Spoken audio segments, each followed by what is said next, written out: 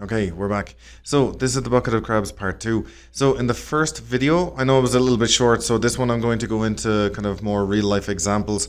The first video was kind of like an introduction explaining what it was like, and then some examples from your friends or family or from the society where you're living.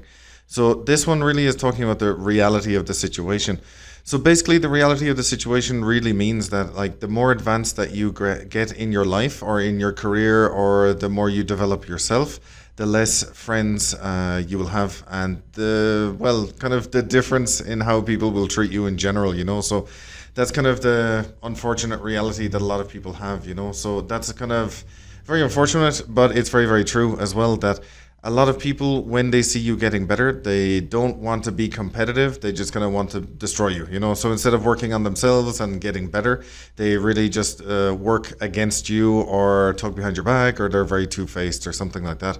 So it's very, very unfortunate. And really, in my line of work as well, where like sometimes I have like one-on-one classes with managers or top guys as well, they kind of reaffirm this with me then as well, because sometimes I think, okay, am I an asshole, or am I horrible, or why are people treating me differently, or are they talking to me differently? Obviously, I have to look through the lens of a foreigner in Mexico anyway, because that's a big, big one anyway. That whenever you're a foreigner in any country, maybe you'll have a big percentage of the people that might try and take advantage of you, maybe. But from my experience here in Mexico, it is kind of the unfortunate reality then as well, is that people only categorize you in a specific box, or they see you as, oh, you're only a teacher, or you're only a foreigner. And like, I know here in Mexico that like everybody sees me as a gringo, like an American. So they have this kind of stereotype or idea about Americans, that they're all really, really stupid. So then maybe people would try and take advantage of you more. So going back then to the bucket of crabs in your friends and family, then obviously there will be a lot of people that are very, very toxic around you. And sometimes you might think, oh, am I attracting assholes, or what the hell is going on?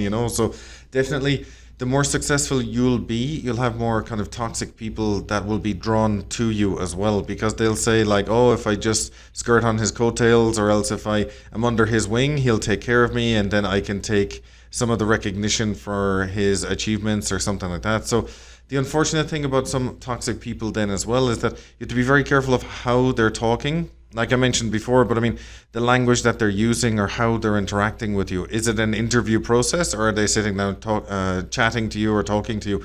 Are they actually interested in what you have to say, or are they just interested in what you have? So that's a really, really important thing. So I mean, with toxic people, you need to kind of step back. First, look at yourself, obviously, and say like, okay, am I behaving correctly? Am I very aggressive with my language? What is my demeanor like? What is my self-image? What am I projecting out there to other people then as well?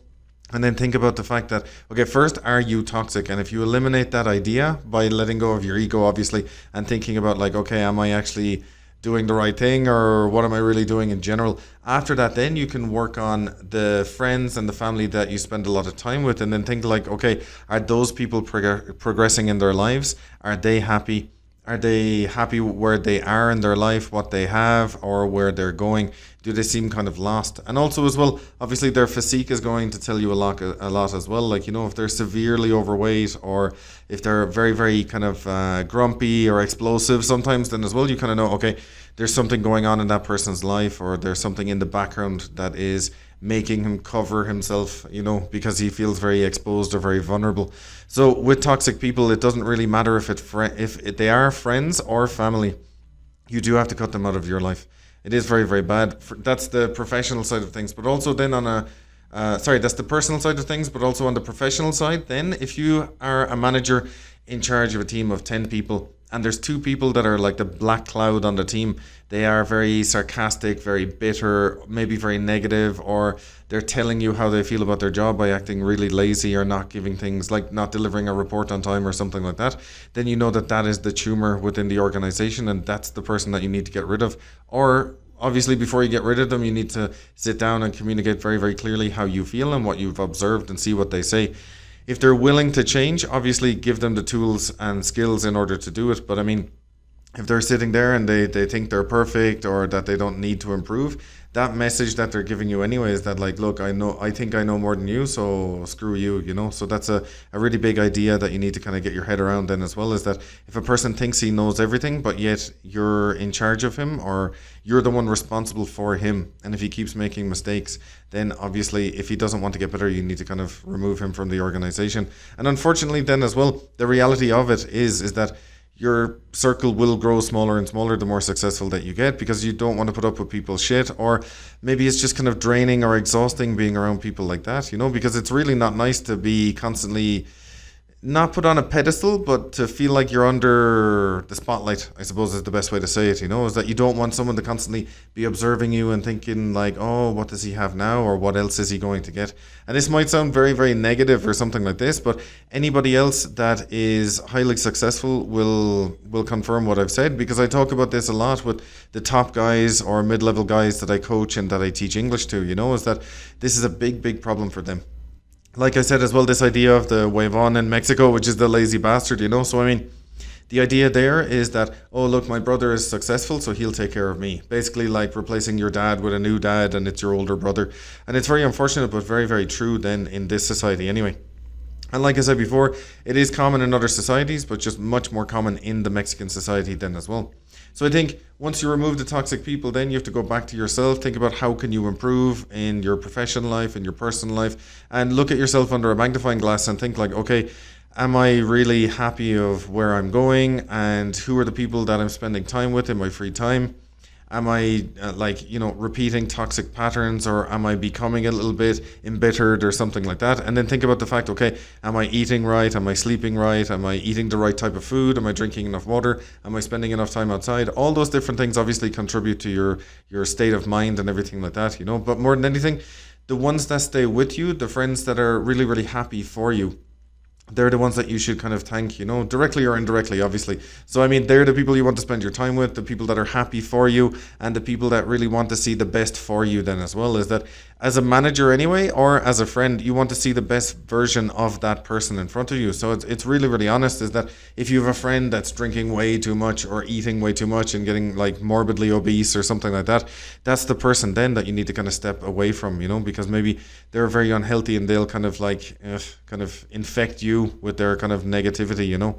Now, obviously, it sounds a little bit cheesy, but it's very, very true then as well, is that going back to the emotional intelligence video that I did, I think last week or something like that, is that like if all your friends are alcoholics, that's going to rub off on you, and you'll probably become an alcoholic then as well, because you're just spending time around people like that who are normalizing a negative action or a toxic action, where they're like over drinking or binge drinking or being irresponsible or something like that. So I think more than anything, you have to kind of, once you eliminate the toxic people from your life, you have to step back then. Eliminate the toxic people from your life, or else from your circle, you know, for example, in your professional life then as well. Then you think about yourself, and then you appreciate the good people that are around you as well. And I mean, a big thing for managers that are in a leadership role or a leadership position is that they maybe, for example, they don't appreciate the people, the pillars of the department that are really excellent in their job. They don't really say, oh, look, you did a great job, well done. Thanks for coming in every day on time. Thanks for leaving on time and not overworking yourself to death or something like that. So I think that's a big, big thing. And then again, you need to do it for yourself then as well, but to a point where you're not inflating your ego. And so I think the most difficult thing is to do the right thing. You always know when you're doing the right thing because you feel like shit. It's very easy to do the bad thing because it's the laziest and easiest option. But obviously, you know when you're doing the right thing because you really don't feel great. But in the long run, you really do see the benefits in the future. So that's a really, really important thing also to think about there. So I think the best way to combat against it then is that before you expose yourself or leave yourself open to maybe not predators now, that sounds very, very evil, I suppose, but before you kind of open yourself up and start socializing with different people that are outside your circle that you have, or like making new friends and things like this, you really have to analyze, okay, like who is this person, you know? And then when you start spending time with them and things like that, how do they talk to, I don't know, when you're in a restaurant with them, how do they talk to the waiter or the waitress? You know, do they treat them with respect, or do they talk to them like a piece of shit? And that'll really tell you a lot about the person's character in general. Is that person in the same position for a really long time? Is he stagnating in that position, or is he constantly developing? Is he studying things? Is he working out? Is he, well, at the end of the day, is he a good guy or a good lady then as well? You know, I mean, is he salt of the earth, or is he just like a two-faced guy that at the end of the day is a piece of shit, and maybe you don't want to be around someone like that? And for me specifically as well, in the past, it was really difficult for me to kind of figure out who that person really, really was, you know, and I was taken advantage of by other people in the past, or people were trying to take advantage of me that I was letting into like my inner circle. So it can be very, very difficult then as well to get over something like that then as well, and to kind of trust someone in the future. The most important thing about this really is that, like, you don't want to look down your nose at someone, but at the same time, then as well, you need to be around healthy, happy, successful people. Now, we don't mean happy like, you know, blissfully happy all the time, because that's very annoying. But obviously, someone that's very, very content. And remember that happy is like this 2-second feeling, you know. And I mean, to be content is to be happy with your life in general. So I think that's the thing, is how to combat against it is one of the most important things then as well, is this, just to protect yourself a little bit more. Be kind of private in your professional life, and maybe try. I never like mixing both my personal and professional life. I always think they're better separate.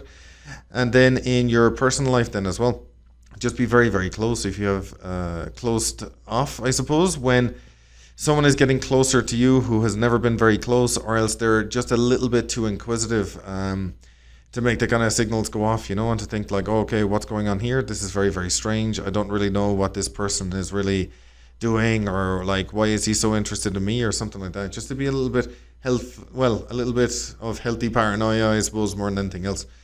So I think that's the most important thing, is to work on yourself, analyze the people around you, you know, and think more about that. And it's really, really important to think about that as well, because I mean, you're only going to go so far as healthy as you will be, and the people that you're spending time with then are healthy also.